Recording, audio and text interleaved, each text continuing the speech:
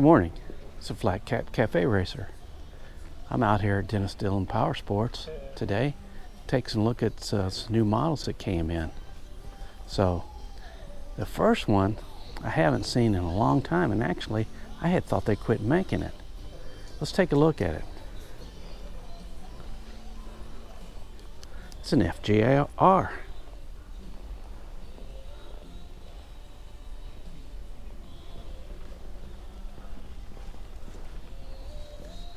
I didn't realize they were still making these bikes.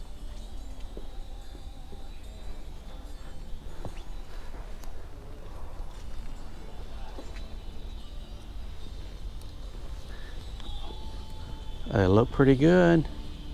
I like the color, it's blue. They're kind of big, they're kind of heavy.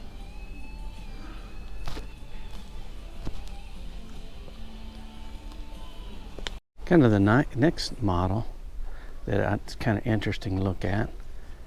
It's an XSR 900, orange and white. It's a pretty bike. I say it's a pretty bike. Other than that seat hump down there, I think it's a pretty nice looking bike. It looks, I think they have some, I don't think we're going to get them, but some of the kits you can get those to make those look a little nicer. But this hump's a little bit big. It needs like a seat cowl or something going over that. I don't see it being very useful as a passenger seat, but then again, there are passenger foot pegs, so I guess they intend somebody to use it. And the TFT on it is very small,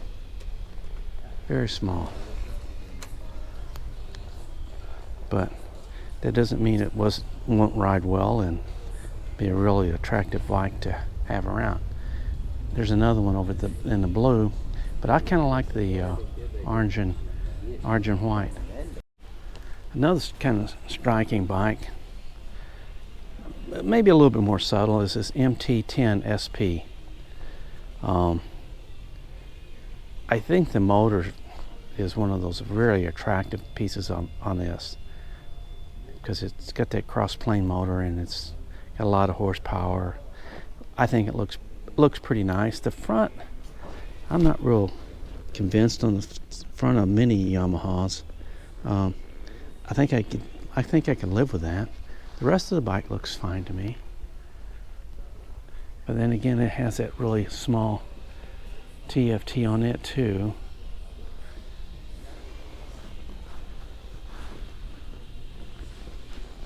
But it would be a hoot to ride, wouldn't it?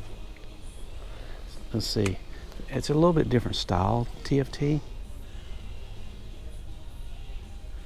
but kind of the same size font and stuff. Not an old man's bike for sure if you have a problem with your eyesight. 650 Super Meteor here. It's kind of one of the newer models.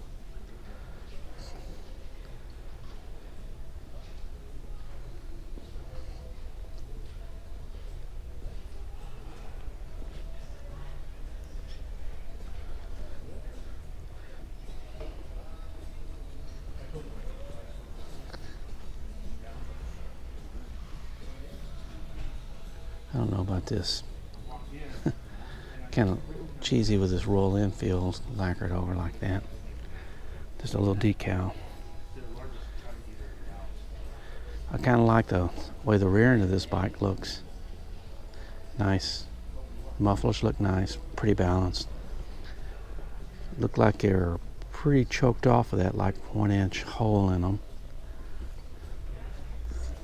But very pleasing to the eye bike.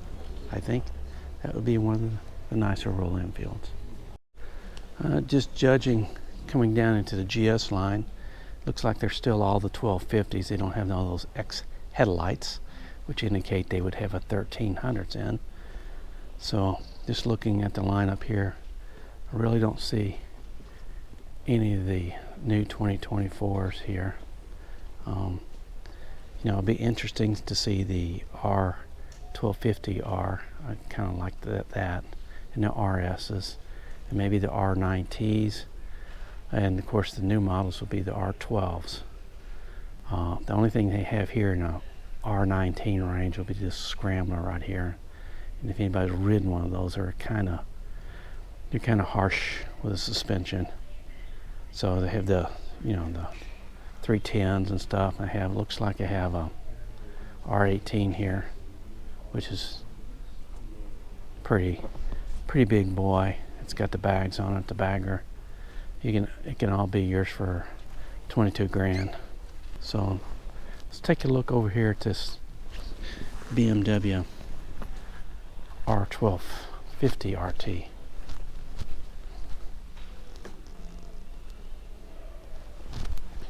Now the 1250 RT has went from a pretty good looking bike to being a little nose heavy, and I think it still is a little nose heavy, but it looks different in different paint configurations. So you can see it's pretty bulbous right in here, but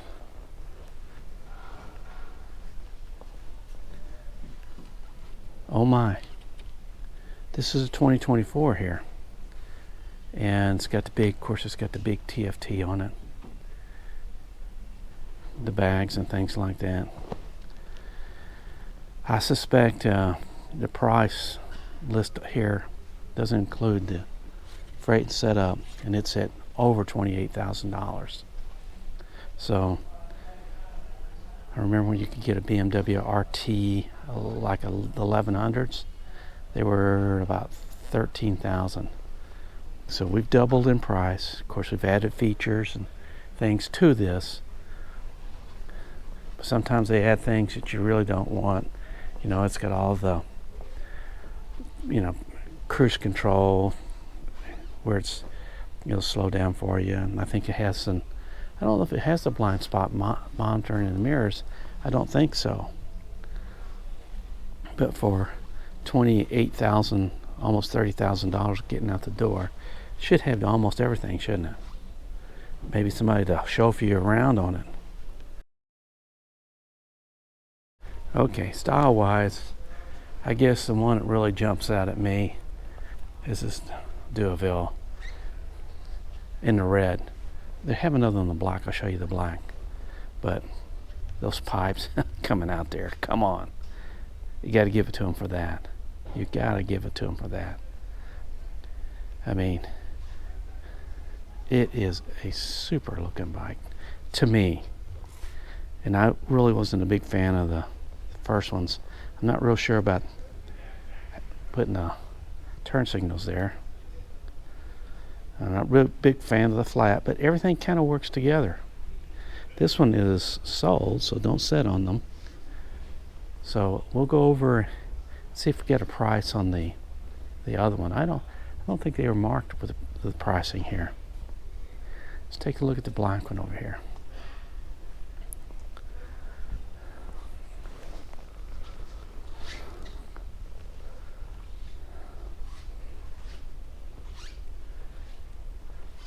No, I don't see any price on that either. So this jumps out at me style wise. I'm not too much on this Desert X thing. Not too much on that. The Multistradas, they look pretty good. V4 Multistradas looks pretty good. It's definitely rideable. When I'm looking at bikes, I'm definitely looking at the rideability of the bike also.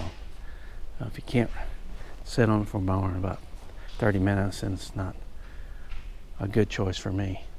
Well, that kind of wraps it up for my pilgrimage over to Dennis Dillon.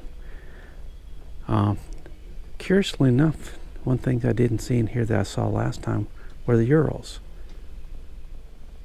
So I'll have to go and see if they have the Urals or ask about why they don't have them. It turns out they did have 3 of the 6 Ural sidecar rigs, but they weren't on the floor.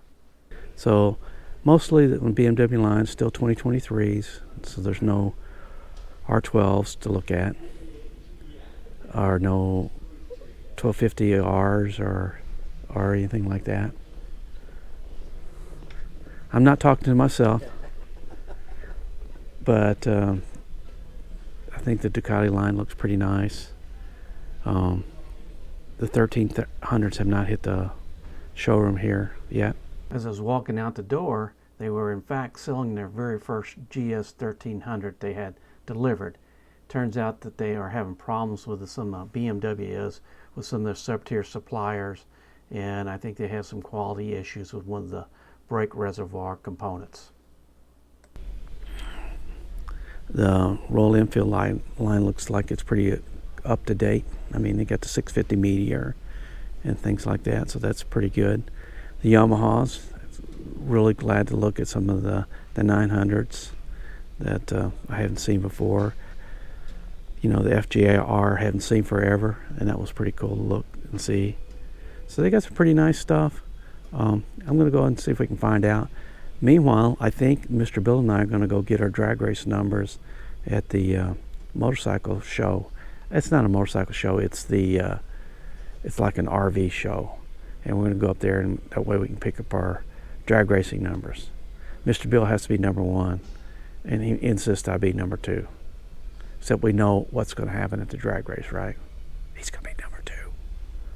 Bye.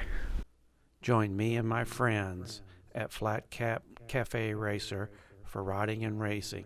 Please subscribe.